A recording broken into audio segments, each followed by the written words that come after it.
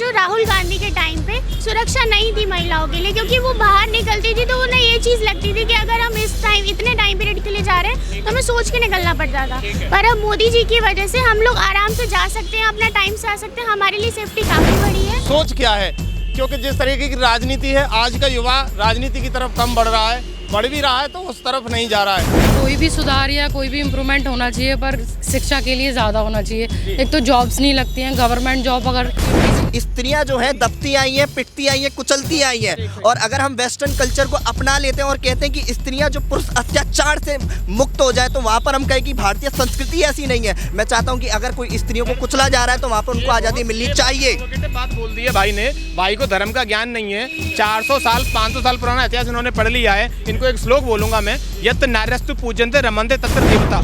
चारा घोटाला करो, ठीक है, अपने 2 बच्चे पैदा कर दो, ठीक है, तेजस्वी यादव, ठीक है, ऐसे जाके फैला दो, जय श्री राम नहीं करेंगे। और जो भी मनीष हमारे जो थे पत्रकार जी, मनीष कश्यप जी, अगर कोई अच्छा काम करे उसको जेल हो जाए। इस तरीके की विचारधारा जो जातिवाद ज़्यादा धर्मवाद से आती है, मैं इसका समर्थन नहीं करता, तथा मैं एक शिक्षित पार्टी का समर्थन करूंगा। और आने वाले समय में चाहूंगा, मैं जिस कास्ट का हूँ मेरे को पता लगा, अरे भाई मेरे तो करोड़ों लोग हैं तो मैं तो लड़ूंगा ना, मैं लड़ूंगा। फिर मैं क्यों पढ़ रहा हूँ? मेरे को पता है कि भाई मेरे को सीट्स तो कास्ट के बेस में मिल जाएगी, तो मैं क्यों पढ़ाई करूंगा? सर, ये कंट्री को बर्बाद करने का तरीका है। इनकी बुद्धि खराब हो चुकी है, पता नहीं क्या चल रहा है, कलयुग आ गया क्या चक्कर है सर, इनकी बिल्कुल ही बुद्धि खराब हो चुकी है। या तो इनकी धारा ये वो बोल रही है, क्योंकि जब बीजेपी का जब गठन भी हुआ था तो कांग्रेस यहाँ पे शासन कर रही थी। तो कांग्रेस को आप सिर्फ पार्टी नहीं बोल सकते हैं, स्वतंत्रता सेनानी भी थे उसमें। तो स्वतंत्रता सेनानियों के खिलाफ इस तरह बोल देना, तो ये प्रोपेगेंडा है। उत्तर प्रदेश की राजनीति में सियासत जोरों पर है और खबर एक्सपर्ट की टीम आज युवाओं से भी जानेगी कि आखिर इन युवाओं का क्या कहना है, आने वाले लोकसभा चुनाव इनकी क्या क्या समस्याएं रहती हैं, किसको देखना चाहते हैं भारत का प्रधानमंत्री। दरअसल हम आगरा कॉलेज के सामने हैं और ये आगरा कॉलेज की विंग है जहाँ पर लॉ के छात्र हैं जी हमारे साथ। मैं कैमरामैन से कहूँगा थोड़ा सा दिखाए इन सभी छोटे छोटे भाई बहनों को, जिस तरीके से कैमरे के सामने खड़े हैं, बेबाकी राय अपनी जरूर रखेंगे, क्योंकि युवाओं का देश है और सबसे ज़्यादा युवा भारत में पाए जाते हैं। और युवाओं की सोच क्या है, क्योंकि जिस तरीके की राजनीति है, आज का युवा राजनीति की तरफ कम बढ़ रहा है, बढ़ भी रहा है तो उस तरफ नहीं जा रहा है। इस पर इन युवाओं की क्या सोच है, मैं इनसे बातचीत कर लेता हूँ। क्या नाम भैया आपका? जय वर्मा। जय वर्मा जी, क्या देखते हो आप, लोकसभा चुनाव नज़दीक है और कैसा रिव्यू है आपका युवाओं के देखते हुए? क्या बोलिए, आप लॉ के स्टूडेंट हो ना, कैसी पढ़ाई चल रही है आपकी? क्लासेस मतलब अभी पूरी तरीके से लगती नहीं है, ठीक है, और लाइब्रेरी जो मतलब वॉशरूम की गंदगी है वो बहुत ज़्यादा है। ये बोलेगी। तो मैं युवाओं से पूछ लेता हूँ, भैया क्या नाम है आपका? अनिल फौजदार। अनिल जी, क्या लग रहा है शिक्षा में इस सरकार में कुछ इम्प्रूवमेंट हुआ? आप एज ए स्टूडेंट क्या देखते हो? सर, मेरे लिए जो सबसे इम्पोर्टेंट है वो है वुमेन सेफ्टी। ठीक है, जो अभी वेस्ट बंगाल में जो भी हो रहा है संदेशखाली में, लाइक मोर देन 50 वुमेन्स वर रेप्ड इन संदेशखाली। सर, टारगेटेड रेप से, वो टारगेटेड मतलब घर से वुमेन्स निकाली, पूछा कि ये सुंदर है, अगर ये नहीं तो कौन सुंदर है, उसको लेके और उसके साथ रेप हुआ पार्टी ऑफिस में टीएमसी के में। पहले चीज़ वो, जिसके लिए वोट करूँगा बीजेपी को। दूसरा, अगर हम टर्म्स पे बात करें तो इन लाइक 5 सालों में 370 हुई। उसके बाद आपका ऑब्वियसली मतलब I don't know about Muslims, लेकिन फॉर इंडिया राम मंदिर was a big thing, it was a culture revolution. And उसके बाद अगर आप देखें तो रोड्स देखें, आप अगर फ्रीक्वेंसी देखेंगे सर तो like 1000 kilometre roads are being constructed per day, ठीक है। और कांग्रेस में क्या था सर, आप कोई भी फ्लाईओवर देखिए, बिलोंग्स टू बीजेपी। तो there are so many reasons कि हम बीजेपी को वोट करें। दूसरा, फिर एक बात देखें, जो राहुल गांधी कर रहे हैं वो क्या कर रहे हैं कि कास्ट सेंसस। सर, आप 2024 में कास्ट सेंसस करवा रहे हैं और बीजेपी क्या बोल रही है, 6 ट्रिलियन इकोनॉमी। तो सर, हमको तो इकोनॉमी चाहिए ना। हमें गांधी कहते हैं कि अगर हम सत्ता में आएंगे तो जातीय समीकरण जरूर करवाएंगे, जातियों का आकलन करवाएंगे, जिससे मालूम पड़ेगा कि कितने ओबीसी है, कितने एससी हैं। वही तो प्रॉब्लम है। कॉन्स्टिट्यूशन में आप एक बार को तो हमको इक्वलिटी दे रहे हो, जो कि सब लॉ में सारे बच्चे पढ़ते हैं। या तो आप इक्वलिटी मत दो, या फिर आप कास्ट सेंसस मत कराओ, ये आप पे डिपेंड करता है। अगर आप सेंसस करवाओगे तो वो सिंपल फीलिंग सर हर्ट होंगी। मैं जिस कास्ट का हूँ मेरे को पता लगा, अरे भाई मेरे तो करोड़ों लोग हैं तो मैं सर लड़ूंगा ना, मैं लड़ूंगा। फिर मैं क्यों पढ़ रहा हूँ? मेरे को पता है कि भाई मेरे को सीट्स तो कास्ट के बेस में मिल जाएगी, तो मैं क्यों पढ़ाई करूंगा? सर, ये कंट्री को बर्बाद करने का तरीका है। इनकी बुद्धि खराब हो चुकी है, पता नहीं क्या चल रहा है, कलयुग आ गया क्या चक्कर है सर, इनकी बिल्कुल ही बुद्धि खराब हो चुकी है। या तो इनके जो पीए हैं वो बिल्कुल मतलब सॉरी, वो पागल इंसान है, वरना उसको एडवाइस देता, भाई तू लंदन से पढ़ के आया है, तू कास्ट सेंसस करवा रहा है यहाँ पे, क्या है ये? बाकी सर आप और लोगों से राय लीजिए। कास्ट का उन्होंने सेंसस कराने की बात कर दी, तो इसका मतलब उन्होंने पहले ही बांट दिया है कि हम लोगों के ऐसे ऐसे करके अपने मेजॉरिटी वाले जो होंगे उनको खींचेंगे। माइनॉरिटी में मुस्लिम को डाल दिया, उनको बोलते हैं हम आपके हैं, हम आपके हैं। उसके बाद अब आप पहले ही सोच लोगे कि कास्ट का अपना रखेंगे तो भाई हर कोई लड़ेगा अपने लिए। अभी आप जनसंख्या का वो भी आकलन करेंगे तो एक आधार पे करें, इक्वलिटी पे, तो ही सही है। अभी मैं जनरल का हूँ, ठीक है, अभी हमको पता है कि हमारी पावर लोगों के पास कम है। अब जब पता चलेगा कि हम कमज़ोर हैं, हमारे पास जनसंख्या में कम लोग हैं और सामने वाले ओबीसी के ज़्यादा हैं, तो उनके पास पावर हो गई, फिर वो निकलता है ना, लड़ाई दंगे भी बढ़ेंगे साफ बढ़ेंगे। यानी जो जातिवाद का घोल घोल रही है कांग्रेस और अन्य पार्टियां, तो वो नहीं होना चाहिए। अम्बेडकर साहब साफ कह के गए थे, ठीक है, आर्टिकल 14 हमको कहता है भाई साहब हम लोग आराम से अपनी स्वतंत्रता से रहो, और 19वां आर्टिकल हमारा ये कहता है कि फ्रीडम ऑफ स्पीच रखते हैं। लेकिन आप ऐसी फ्रीडम ऑफ स्पीच मत रखिए कि लोग भड़कें, हाँ, और वो ही आता है उधर से। हमेशा मैं वही देखता आ रहा हूँ कि अभी तक कोई ऐसी उनकी कोई भी मैंने कंट्रोवर्सी जितनी भी देखी है वो केवल हिंदू और मुस्लिम को लड़ाने की हुई है। मोदी जी ने 10 साल यूज कर लिए, क्या लग रहा है आपको कुछ इम्प्रूवमेंट हुआ है? मैं आपको लिख के देता हूँ, अगर मोदी जी आज के समय बीमार भी हो जाएं, वो बेड के ऊपर भी लेटे हों, इलेक्शन में वो एक भी प्रचार ना करें, जैसे पहले 2014 में जीते, 19 में जीते, फिर जीतेंगे। आप युवा हो, क्या देखते हो आपने भविष्य इन 10 सालों में बदलते हुए देखा इस सरकार में, या फिर कुछ और हुआ है? देखिए, चीज़ों में काफ़ी परिवर्तन आया है, लेकिन शिक्षा के स्तर पे और चिकित्सा के स्तर पे कोई परिवर्तन नहीं दिखता। मैं आज का छात्र हूँ, तो मैं चाहूँगा जब देश बढ़ेगा तभी आगे बढ़ेगा। तो पढ़ाई के स्तर पे हमारा कॉलेज आप देख सकते हैं, यहाँ के सरकारी अस्पताल देख सकते हैं, जिसमें कोई अलग इम्प्रूवमेंट नहीं हुआ है। और आप यहाँ तक ही देख रहे हैं कि प्राइवेट यूनिवर्सिटियाँ दिन पर दिन खुल रही हैं, लोग प्राइवेट शिक्षा के ओर आकर्षित ज़्यादा हैं। सरकारी शिक्षा के कंपैरिजन में अगर देखा जाए तो सरकारी हॉस्पिटल्स और कॉलेजेस के बहुत बुरे हाल हैं, लोग आना नहीं चाहते। हमारी फैकल्टी लॉ फैकल्टी है, लेकिन लॉ की कोई भी सुविधा यहाँ उपलब्ध नहीं है। मेडिकल फैसिलिटीज़ में आप देखेंगे तो लोग लंबी लंबी लाइनें, लेकिन अस्पताल में बेड नहीं है। और यहाँ पर हम धर्मवादी या जातिवादी जैसे संगठन और इस तरीके के समुदायों को हट करते हैं, उनसे जातिवादी राजनीति खेल के ये वोट बैंक जो हमारा बैठते हैं, मुझे पसंद नहीं है। अगर मैं चाहता हूँ कि कोई शिक्षित नेता अगर हम पर शासन करे तो मैं उसे सपोर्ट करूँगा। मैं इस तरीके की विचारधारा जो जातिवाद ज़्यादा धर्मवाद से आती है, मैं इसका समर्थन नहीं करता, तथा मैं एक शिक्षित पार्टी का समर्थन करूंगा। और आने वाले समय में चाहूँगा कि इस तरीके का जो भी प्रोपेगेंडा जो फैलाया जाता है उसका आगे ख़त्म किया जाए। और है कि जो राजनीति हो रही है वो जातिवाद की राजनीति है, इससे परे होकर यानी जो भी नेता बने उसे शिक्षा पर काम करना चाहिए, रोजगार पर काम करना चाहिए, ऐसा नेता आपको पसंद है? जी बिल्कुल, मैं ज़रूर ऐसा ही चाहूँगा। जो हमारे सच में हम टैक्स क्यों देते हैं, हम शिक्षा के लिए तथा मेडिकल फैसिलिटीज़ के लिए हम टैक्स देते हैं ना। हम टैक्सेस अपनी जात को प्रमोट करने के लिए नहीं चाहते, कि हम नहीं चाहते कि कोई हमारा जात का आके मतलब हम पे शासन करे। हम चाहते हैं यहाँ की जो फैसिलिटीज़ हैं वो इम्प्रूव्ड हो,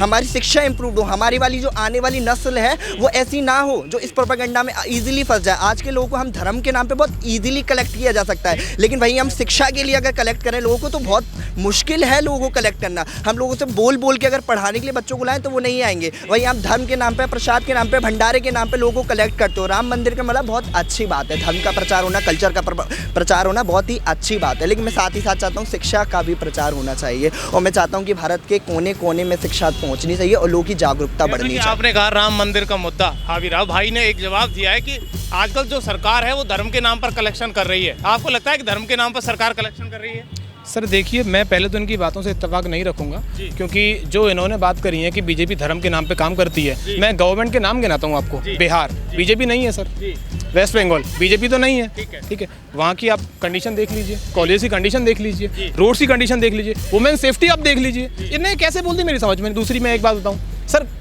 हर देश, सर हर देश हजारों सालों से होता है, गरीबी आती है जाती है, पैसा आता है जाता है, लेकिन एक संस्कृति जो पहचान होती है। मैं इनसे बोलूँ 1 लाख रुपए दूंगी, अपने पिताजी का नाम बदल के मेरे पिता का नाम रख लेंगे क्या? नहीं रखेंगे सर। कुछ चीज़ों पे सर कंप्रोमाइज़ नहीं करा जा सकता भारत की। अच्छा मैं कह रहा हूँ ठीक है, आप सेक्युलर गवर्नमेंट से लेके आइए।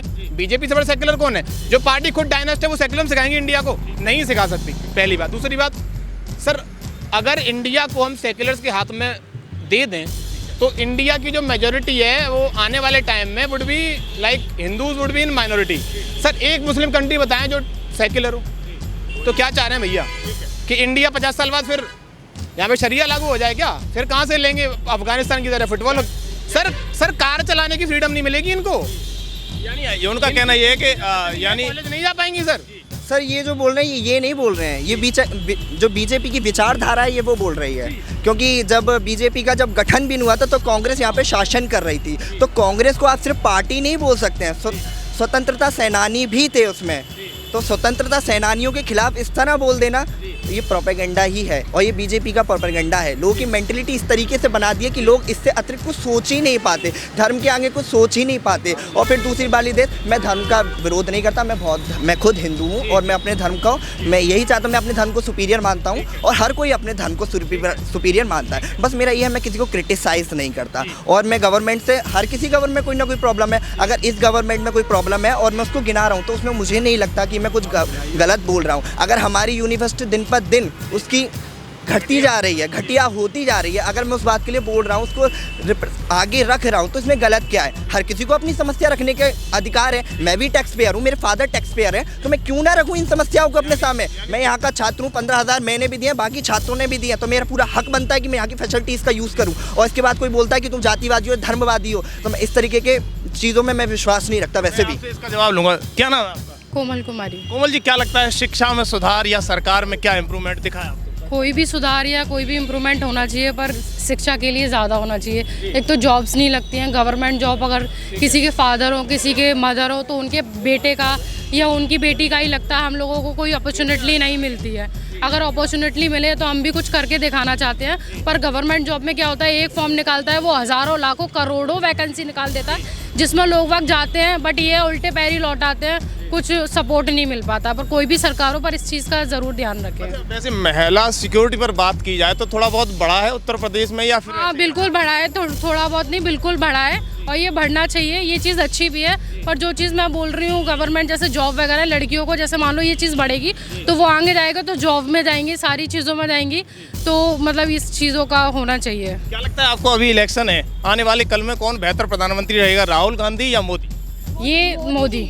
क्यों रहेंगे? आपको मोदी से इतना लगाव? क्योंकि लगाव नहीं है, क्योंकि ये चीज़ मुझे देखने के लिए मिल रही है कि हम लोग इंडिपेंडेंस तरीके से पढ़ने आ रहे हैं, बाहर जा रहे हैं, घूम रहे हैं, बिल्कुल सारी फ्रीडम से घूम रहे हैं, मतलब ये चीज़ लगाव की है। सिक्योरिटी बड़ी है, अच्छा। हाँ हाँ, बिल्कुल बिल्कुल। क्या लगता है बेटा आपको, क्या लगता है आने वाले कल में कौन प्रधानमंत्री बेहतर रहेगा? मोदी जी और बीजेपी।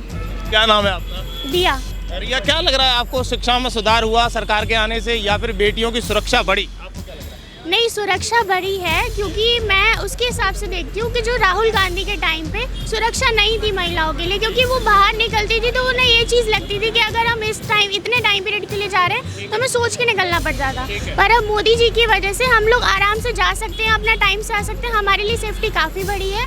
और हमारे एजुकेशन के पर्सपेक्टिव से देखें तो गवर्नमेंट कॉलेजेस में अभी इस तरीके की पढ़ाई नहीं है जो प्राइवेट कॉलेजेस में है, पर फिर भी कि उनकी वजह से काफ़ी सारी चीज़ों में सुधार आया है। अच्छा, मैं एक सवाल है मेरा, लालू यादव को आप जानती होंगी, बिहार के पूर्व सीएम रहे हैं। उन्होंने कल कहा कि कौन है मोदी, कहाँ का मोदी, उसके तो कोई परिवार नहीं है, वो परिवारवाद की बात करता है ना। वो कहते हैं कोई परिवार नहीं है, वो हिंदू नहीं है, उसकी माँ खत्म हुई तो उसने बाल नहीं बनवाए, तो वो हिंदू नहीं है। आप मानते हो कि मोदी हिंदू नहीं है? नहीं सर, वो हिंदू हैं, क्योंकि सर ये चीज़ तो पॉलिटिक्स की मेन ही वो होता है कि सर ये तो सब एक दूसरे को सर बोलते ही हैं कि आप ऐसे हैं, आप वैसे हैं। पर सर मोदी जी मेरे हिसाब से बहुत अच्छा कर रहे हैं और वही आएंगे तभी आगे प्रोग्रेस होगी सोसाइटी। जो भी फीलिंग होती है वो अंदर होती है, इसका मतलब ये नहीं है कि उनकी माँ की डेथ हो रही तो वो मतलब अपने सिर बाल, जो भी फीलिंग है अपने अंदर है ना, लोगों क्या दिखाना है कि हम ये करेंगे या वो करेंगे, अपनी हमारे लिए तो सेफनेस है, हमारे लिए सही काम कर रहे हैं। हाँ जी, बिल्कुल जी, बिल्कुल। आने वाले कल में मोदी आ रहे हैं फिर? हाँ जी, बिल्कुल बिल्कुल। लालू जी की जो बात कही, उन्होंने जो बोला है कि मोदी हिंदू नहीं है,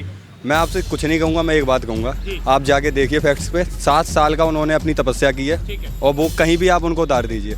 पुतिन के अलावा जो हमारे दूसरे पूरे देश के जो नेता हैं वो मोदी हैं, जो तपस्या करने के लिए बर्फ़ में बैठते हैं। पुतिन जो आज के समय पे भी 16 डिग्री के सेल्सियस में रहता है, ठीक है। उसके बाद मोदी जी की ही बात कर सकते हैं, और वो हिंदुओं की तपस्या की बात है। आप जाइए कैलाश पर्वत पे, कौन चढ़ पाया अभी तक, किसने वहाँ तपस्या की? 3 साल 3 महीने का उनका वास्ता, देख के आप आइए फैक्ट्स में। और हमारे लालू जी को कैसे समझाओगे आप? वो भी तो सीएम रहे। उनको मैं बता तो रहा, चारा घोटाला करो, ठीक है, अपने 2 बच्चे पैदा कर दो, तेजस्वी यादव, ऐसे जाके फैला दो, जय श्री राम नहीं करेंगे क्योंकि वो हिंदुओं का है, मतलब बीजेपी वालों का, तो हम जय महाकाल के नाम पे लोगों को पागल बनाएंगे। और जो भी मनीष हमारे जो थे पत्रकार जी, मनीष कश्यप जी, अगर कोई अच्छा काम करे उसको जेल भिजवा दो। आपको पता है वो आदमी जब जेल की बैन में बैठा था, उसने यही कहा था कि जब मैं बाहर आया तो मैं तुम्हारी सरकार गिरा दूंगा, और गिराएगा वो आदमी, गिरा दिए उसने, गिरा दी। और वो अच्छे से अभी इनका वो पूरा जो भी चल रहा है ना, बच्चे हैं अभी इस समय जैसे राबड़ी देवी के आप लालू का वो पूरा कामजाम राबड़ी देवी के नाम पे होता था। लालू कहते हैं मोदी हिंदू नहीं है, लालू कहते हैं कि उनके औलाद नहीं है मोदी जी के, क्या करेंगे, क्या जानेंगे सर? अगर लालू जी की औलाद की तरह औलादें होती हैं तो कायदे में बता रहा हूँ औलादें ना हो, औलादें ना हो। जैसे एक तो हमारे समाजवादी पार्टी के राष्ट्रीय अध्यक्ष मुलायम सिंह जी थे, उन्होंने पार्टी बनाई खड़ी करी, अखिलेश यादव को खड़ा कर दिया। शिवपाल यादव उनका जो साथ दिए थे, हमेशा से साथ दिए थे, मुलायम सिंह शिवपाल यादव ये दो ही लोग पार्टी के मेन थे। राम गोपाल पर जो वो थे प्रोफेसर साहब, उनका इतना योगदान पार्टी में कभी नहीं रहा। मैं मैनपुरी से ही बिलोंग करता हूँ, ठीक है। वहाँ एक शिवपाल दद्दा के नाम से जाना जाता है, चाचा जी। उस आदमी का वहाँ पे इतना दबदबा है, आज के समय भी आदमी उनके नाम से चप्पलें उतार के गाड़ी के सामने खड़ा होता है फ़ोटो खिंचाने के लिए। मैंने आंखों से देखा है वो। उसको निकाल के तुमने अपनी पार्टी से उस आदमी को साइड में कर दिया। अब वो हो गए हैं सब एकत्र, लेकिन वो कोई मन नहीं मिलता, मन मिलेगा ही नहीं, मन कभी नहीं मिलेगा। हमारी तरफ से डिम्पल भाभी को इन्होंने इलेक्शन में खड़ा किया, वो जीतेंगी। और मैं कायदे की बात बता रहा, हमारे यहाँ से जयवीर सिंह इस समय विधायक बने हैं। हाँ, विधायक बने, उसका उनको पर्यटक विभाग का वो मंत्री बनाया गया। 2 बार से राजू यादव जो थे हमारे यहाँ के विधायक थे। वो आदमी की मैं आपको सच्चाई बताता हूँ, कुछ नहीं है, केवल लड़कीबाजी उनसे करा लो, गंदे काम उनसे करा लो। ये भगवान टॉकीज जो आपको दिख रही है, ये उन्होंने खरीद के डाली थी। एक बच्चा उनका लंदन में पढ़ रहा है, एक बच्चा 80 लाख की गाड़ी में रेंज रोवर पे घूम रहा है। ऋषि राज यादव, आप इंस्टा पर सर्च मारिए, ऋषि राज यादव 80 लाख की गाड़ी से घूम रहा है। 3 एंडवर आगे चलेंगी, 3 पीछे चलेंगी। इस काफिले में रहे, 2 बार विधायक रहे, तीसरी बार लोगों ने कहा यही विधायक बनेंगे। सीट हमारे यहाँ बहुत बीजेपी ने लेट में शुरू करी। अगर मैनपुरी के किसी नेता को सीट मिलती, वो हार जाता बीजेपी की। बराबर का खड़ा किया उन्होंने जयवीर सिंह को। और जिस दिन इलेक्शन था, जिस दिन पोलिंग हो रही थी, उस दिन पोलिंग डंप करते हुए राजू यादव को पकड़ा गया। उस जिले में जहाँ पे उनको मार पड़ी है, नगरिया, जहाँ यादवों का बहुमूल्य क्षेत्र है, उसी जगह पे आप यूट्यूब पर सर्च मारिए, नाक फोड़ दी गई है मार के इलेक्शन वाले दिन जो विधायक था उसकी।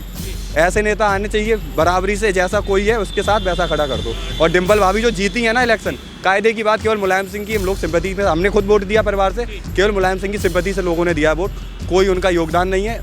जिस दिन उनका इलेक्शन था, उस दिन के बाद से मैनपुरी अभी तक 1 या 2 बार दिखी है, उसके अलावा दिखी नहीं है जीतने के बाद। आप इतना अनफेवर में बोल रहे हो, वैसे वो समाजवादी पार्टी का गढ़ है, आपको नहीं लगता है कि उस गढ़ में उन्होंने काम किया है पिछले कई वर्षों में? काम किया है, मैं बताता हूँ काम कैसा किया है। परिवारवाद, समाजवाद बिल्कुल नहीं है, केवल परिवारवाद आप इसको कहिए, ठीक है। एक संध्या यादव हमारी तरफ की वो थी, जो कि धर्मेंद्र यादव आप जानते होंगे, धर्मेंद्र यादव की सगी बहन बोलते हैं उनको। जब जिला पंचायत अध्यक्ष की सीट देने की बात आई थी, संध्या यादव ने कहा मुझे आगे अपना खड़ा करिए। और उनके जो पति थे कुमार अनुजेश प्रताप सिंह, जो कि भारोल के राजा कुंवर साहब बोलते हैं उनको। राजू यादव वो नेता थे जिन्होंने उस औरत को, धर्मेंद्र यादव की बहन को गालियाँ दी थी, जिस चक्कर में उन्होंने बीजेपी में शामिल हुए हैं। संध्या यादव इस समय बीजेपी में, अनुजेश प्रताप सिंह आरएसएस से जुड़ के बीजेपी में आए हैं। परिवारवाद की राजनीति केवल वहीं हुई है। मैं बताता हूँ, खाली प्लॉट यादव का कब्जा, खाली प्लॉट यादव का कब्जा अभी तक था। मेरा एक दोस्त है, उसकी बैनर की दुकान है, वो बैनर बनाता है, ठीक है। अगर कोई ठाकुर बैनर बनाता है तो वो पूरे पैसे देगा, 1400 रुपये, 1500 रुपये जो भी था। जब तक समाजवादी पार्टी ने वहाँ पे शासन किया है, जितने भी यादव के बैनर थे, सबसे ज़्यादा यादव के बैनर थे, सब पे उधारी जाती थी। कार्तिक गुप्ता उस दोस्त का नाम है, नाम भी बता देता, आप उससे पूछ के आना। जो बैनर बनवाए हैं दबदबा पे अपने बनवाए हैं जाके उन्होंने, उनका 15,000 20,000 जो भी पैसा हुआ, एक पैसा उनको अभी तक नहीं मिला था। और मिलता ही नहीं था, नहीं देंगे। यादव है हमारे यहाँ बहुमूल्य हैं, हम लोगों के पास मनोज यादव हमारे यहाँ के, उन्होंने एक कृष्णा मैरिज होम 4.5 करोड़, मैंने सुना है ये शायद गलती हो 4 करोड़ या 5 करोड़ की जगह थी, उसको गिफ्ट किया है डिम्पल यादव को। ऐसा हो जाए, ये पर्सनली अटैक है। लेकिन आपको लगता है कि आने वाले कल में कौन प्रधानमंत्री बेहतर रहेगा? बस लास्ट सवाल। लास्ट सवाल ये है, मैंने फिर कहा था अभी मोदी गायब भी हो जाए कहीं पे, कुछ प्रचार ना करे, एक बैनर भी ना कहीं पे लगवाए, बीजेपी वाले सब शांति बैठ जाएं, फिर भी मोदी जैसे जीतेगा वैसे ही जीतना है। आप मानते हो कि भाजपा धर्म की राजनीति कर रही है? आपको विश्वास नहीं होता कि विश्वास लोगों के प्रति उन्होंने कुछ किया है? नहीं, मुझे नहीं लगता है। देखिए, जैसे कि स्त्रियों ने, अभी जो हमारे संघ की जो लड़कियां थी, उन्होंने बोला कि स्त्रियों की सुरक्षा, मुद्दों को छुपा देने से क्राइम कम नहीं होता। मेरा यहाँ से सड़क पे से फ़ोन छिन जाता है और मैं चौकी में जाके रिपोर्ट लिखवाता हूँ, तो वो ये रिपोर्ट पे मतलब ज़बरदस्ती लिखवाते हैं कि ये लिखिए कि मुझसे मेरा फ़ोन गुम हो गया है और मैं उसको ढूंढने के लिए पुलिस की मदद चाहता हूँ। तो ये तो परिवर्तन हो गया ना। तो यहाँ क्राइम कम नहीं हुआ है, क्राइम को छुपा दिया गया है। तो किसी चीज़ ले लेता हूँ, पर्दा डाल देना, हाँ बिल्कुल जवाब। क्राइम छुपा दिया गया है भाजपा द्वारा, ऐसा लग रहा है आपको? आपको लग रहा है ऐसा? भाई का जवाब है, क्वेश्चन आपके लिए। एक सेकंड मैं बताता हूँ। आप कहाँ से हो? मैं यही आगरा से हूँ। आप पत्रकार हो, आपने कई राज्य घूमे होंगे, ठीक है। तो मेरे साथ आपको पता है, आपकी स्माइल बता रही है। एक्चुअली होता क्या है, मैं युवा है, अगर मैं इनके कहने से अगर मैं प्रमाणित करूंगा तो वो अच्छा। मैं बताऊँ, 2 चीज़ें होती हैं कि एक तो होता है कि हम ईगो पे डिबेट कर रहे हैं कि हमको हार नहीं माननी है, जो चाहे जहाँ तक जाएंगे, तो आप कुछ भी कह सकते हैं। फ़ोन चोरी हो गया, ये हो गया, मैं बात कर रहा हूँ सर बलात्कार की, सर को दिक्कत है फोन चोरी होने की, मैं मानता हूँ गलत वो भी है, गलत वो भी है, लेकिन जब आपके घर एक तो है कि सर आपका एक ही हवेली है, एक का खाली प्लॉट है, आप पेंट कराओगे या फिर नीम खुदवाओगे? आप पे नीम खुदवाओगे ना। तो सर आप उन चीज़ों को कंपेयर करें, जो इंडिया था वो हवेली नहीं था, ये प्लॉट था खाली, उस पर नीम बीजेपी बना रही है। क्या आप ये कहना चाहते हैं कि बीजेपी का यहाँ पर शासन है, वहाँ पर रेप नहीं होते? अगर ये ऐसा तो ऐसी घटना ना, मैं जवाब दे देता हूँ, ऐसी घटनाओं पर कैसे अंकुश लगेगा आप बताइएगा, मैं आपसे जवाब ले लेता हूँ, कैसे अंकुश लगेगा? आपकी धारणा बदलेगी तभी अंकुश लगेगा। आप सोचो कि चलते हुए लोग रेप करेंगे, कैसे करेंगे? वो उनकी सोच बदलनी पड़ेगी। जी जी, मैं वही चाहता हूँ। ये पार्टी कैसे कराएगी?